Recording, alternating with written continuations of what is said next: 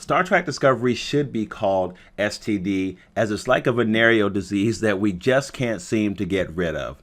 All right, Darksiders, so we're talking Star Trek Discovery. As you know, the mid-season finale aired yesterday. Now let's see what people have to say about the show so far.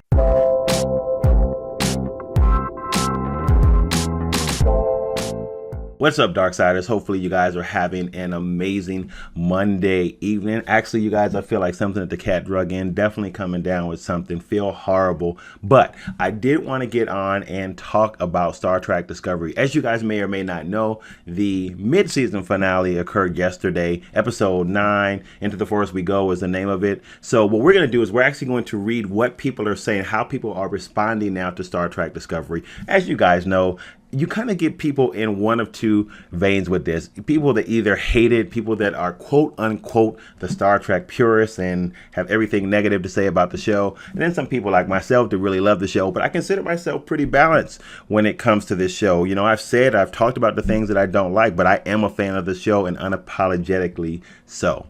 So guys, before we get into it, we're all queued up over here. We're going to see what people are saying about the show, and then we'll kind of respond to some of the comments that was made. Make sure that if you are new here that you subscribe. This is a place for you to express your opinion. So hit that subscribe button and that notification bell, and you can be on top of all that we have going on. All right, now let's get into it.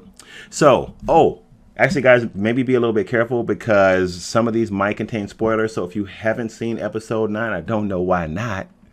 But really, guys, make sure that you go check that out and then come back if you want to see kind of the responses to what people are saying, because I'm interested to see how you would respond to some of the things that we're going to read. So let's check this first one out. So this one is from James Hardiker, and some of these you guys come from Twitter, some of these come from just other places online. So this is what he says.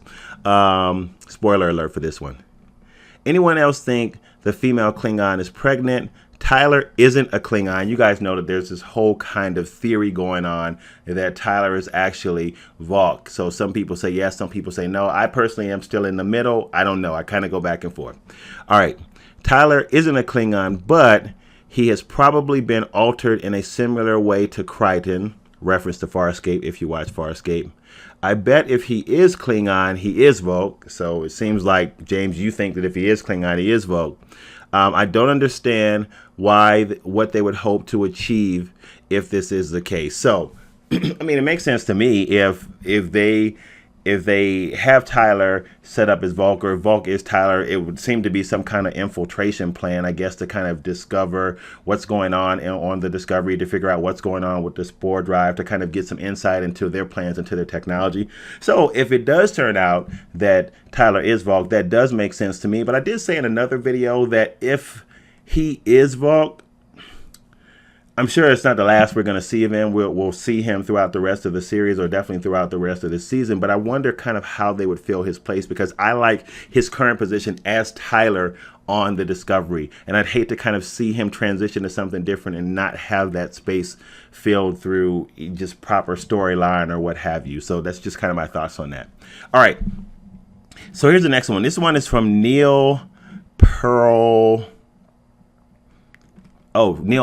Pilgrim's Son, and this one comes from Twitter. So far, Star Trek Discovery is messy, a bit awkward, and full of exposition. In other words, it's a Star Trek pilot and a promising one. So it looks like Neil enjoys the show. So here's the interesting thing about that. So a lot of people that have gotten on Star Trek, it's so funny to me to see, because we're only 9 episodes in and they're really kind of ragging and dogging this show. But I want you guys to remember that of all the other series we've had, whether you're talking about even TOS, you guys, TOS didn't start off with any kind of blazing start. You do know that, for all you Trekkie fans. It's not like TOS started out the gate with like rave reviews. It didn't actually do well at all. And it's kind of been the theme of a lot of Star Trek series when they start. I remember the same thing with TNG, which is my favorite series so far. None of them started out the gate with these rave reviews. I mean, we could talk about all of them that way. We could talk about Discovery that way. We could talk about Voyager. We could talk about Enterprise. We could talk about TNG. What am I missing? We could, well, I guess we said TOS. I feel like I'm missing something else. Am I missing something? Somebody fill me in if I'm missing something. But the point is, all the series kind of started off slow and then they picked up. I think all in all, given where we are, 9 episodes in, that Star Trek Discovery is actually amazing and doing really well. And per the ratings, it's actually doing really well also. So that's my take on that. So I agree with you, Neil. All right. This one is from Dario73, and she, I'm not sure if that's a male or a female. It says, if you have never, oh, this is interesting. If you've never seen a single episode of Star Trek and all you know is the rebooted movie franchise, then Discovery is an okay show with great effects. Even if with annoying characters and gaping plot holes. So I think that's interesting too. Otherwise, it is an awful Star Trek show which simply leaves out every aspect which made the Star Trek universe great. Let me read that again. So, if you have never seen a single episode of Star Trek and all you know is the rebooted movie franchise, then Discovery is an okay show with great effects, even if with annoying characters and gaping plot holes. Otherwise, it is an awful Star Trek show which simply leaves out every aspect which made the Star Trek universe great. So, I think this is an interesting comment as well. It is funny to me how people, sometimes I guess the perspective that people have on Star Trek Discovery when they relate it to the Star Trek universe, which in my mind's eye is interchangeable with saying the Star Trek canon. This show is good even if you have seen all of the other Star Trek series, and I'm no Star Trek newbie. I've seen probably every episode from all the series at least twice, starting back from TOS to the black and white episode.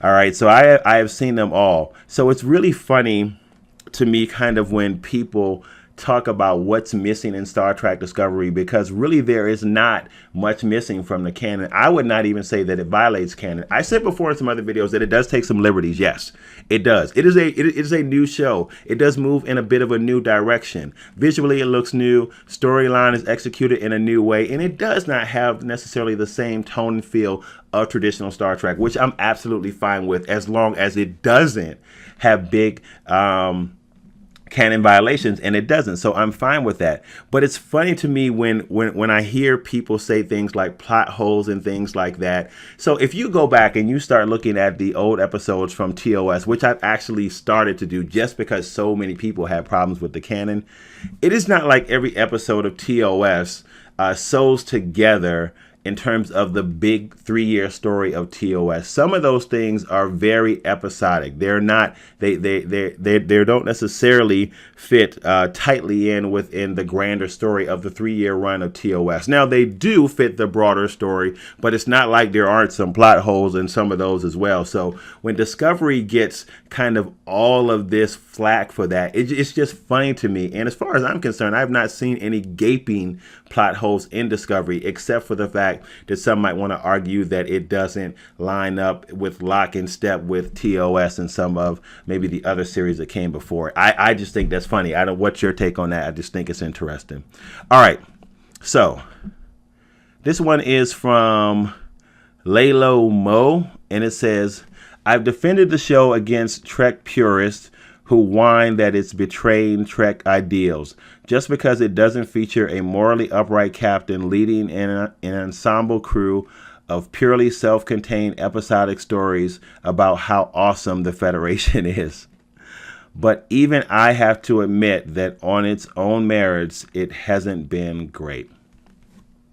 So it looks like, Lalo Mo, it looks like you enjoy this show, but you do see some problems with it. You do see that it hasn't, or in your opinion, it hasn't been great, all things being considered. But I agree with you. I do think that it's funny, quote unquote, the Star Trek purists who don't like the show and the reasons that they don't, because it doesn't have kind of the warm feel that Star Trek does. It doesn't have the hopeful feel. It's really the term that I've heard a lot. Like it's not as hopeful as some of the other shows. But I still think it's great. It does have a darker tone feel. I like the new look. I think it's time for something different. And I'm particularly impressed with that, given though this is a prequel and not something that's kind of advancing the Star Trek narrative. I'm impressed with how they've executed it.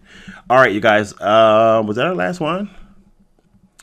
No, we're almost done. Okay, so this one is from Frank Mondana, and Frank says, my take is that for a freshman series, Disco, short for Star Trek Discovery, you guys know that.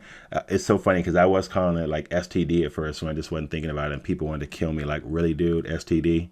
No, that's not what we refer to it as. So Disco has some of the best writing ever for any series.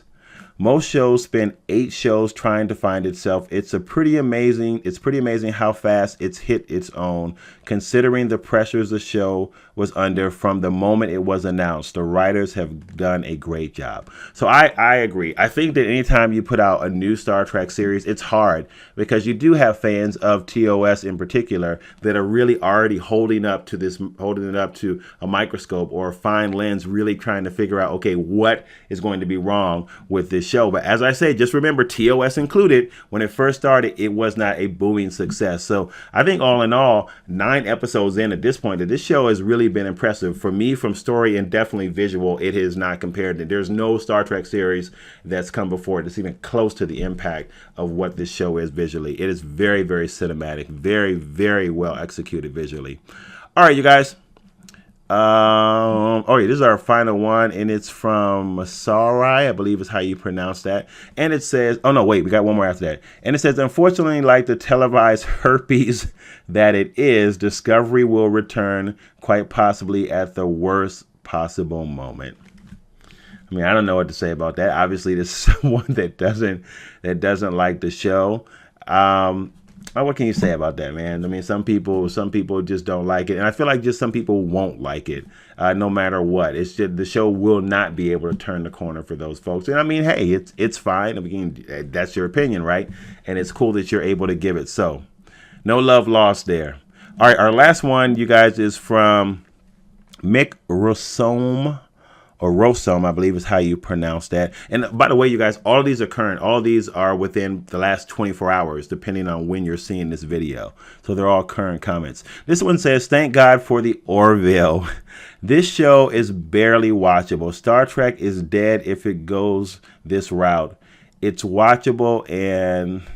I don't understand that. Wait. It's watchable and I want it to gain ground, but it's looking pretty bad. Okay, so it sounds like he's saying that the show is watchable, but it's looking pretty bleak, and he's compared to the Orville. So a lot of people have compared it to the Orville. A lot of people have said the Orville is really what Star Trek Discovery should be because it is much closer to the original Star Trek. I'm going to ask you guys a question. Is there anybody out there that really feels like if you are an Orville fan to that extent, then you are not a true Star Trek purist? Because from what I've heard people say of the Orville, and I want to state this, I've never seen the Orville because I'm not a big fan of Seth MacFarlane, so I've never seen it. But a lot of people say that it is really not much like Star Trek, except for the fact that it has some obscene jokes, if you qualify some of the stuff in there as being obscene, which would be characteristic really kind of the style. He really has a brash style, Seth MacFarlane. So, I mean, love him or not, that's just my opinion of him. That's one of the reasons why I really can't get behind a lot of stuff that he does. But from what I've heard, the Orville, I've heard it's a good show. Like, I'm not taking away from it. I heard it's hilarious. I heard it's very entertaining to watch. But from what I've heard, if you're a Star Trek purist, then there are a lot of things from the Orville that really don't line up with the Star Trek canon. I know it's not from Star Trek, but to compare the two, from what some have said is apples and oranges, I'm just curious what you guys would say about that. Or are you thinking that the Orville is a better show just because it's more entertaining and not necessarily because it's more Star Trek? I wonder if there's a differentiation with how you're thinking about that. Anyway, you guys, so those are the thoughts that people have currently on Star Trek Discovery, the final episode. It comes back, I think it's January the 7th. We pick up the season again. We know we have 15 episodes in this whole season. So I'm excited to see where they leave off. A lot of stuff has happened. I purposely not said a whole bunch about the show, even though we do kind of have some spoilers in this video. So you can go back and check it out if you haven't. Again, you guys, please make sure that you subscribe. This is a place for you to express your opinion. Hit that notification bell so you can see when the next thing is coming out. Just because this season is taking a hiatus, we are still going to be covering the show. Going to go back and look at some old episodes and kind of dig into some fan theories as well. Guys, I will be covering Justice League coming out this weekend, so I'm interested to see how that goes, even though I'm a little, oh boy, I don't know. I do. I don't know. We'll see, you guys. All right, Darksiders, thanks so much for hanging out with me. And with that, I will see you on the next video. If you like this, give it a thumbs up and share it as well. All right, guys. Bye-bye.